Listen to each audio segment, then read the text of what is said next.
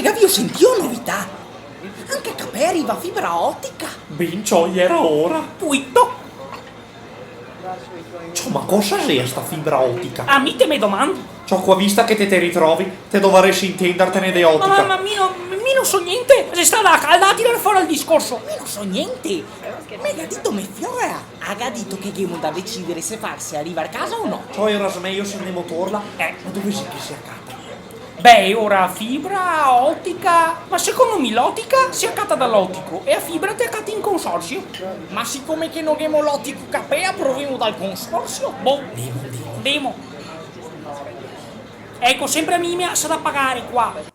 Buongiorno, cosa desiderano? Buongiorno, che avressimo bisogno di un poco di fibra ottica. Gliene cavio qua. Penso che mesucchio paromo potrebbe bastare. Perché me fioia che ha detto che bisogna farsi a portare a casa, ma mi preferisce tormi a me di persona. Mi dispiace signore, ma qui non teniamo fibra ottica. Ciappa e ora mi tocca farne arrivare. Ben, ora si mangerà me fioia. Adesso che abbiamo fatto anche una figura, questa qua penserà che siamo tre pauche. L'importante è che non te lo dici e quindi è tutta una Capea.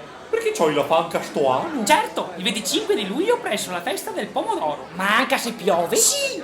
Comunque dai, tolgo un po' che dessa mesi di saiata che mi per brutto andar via senza tore proprio niente. No, comprate il concime dopo te lo dai a me. Va bene, dai, va bene.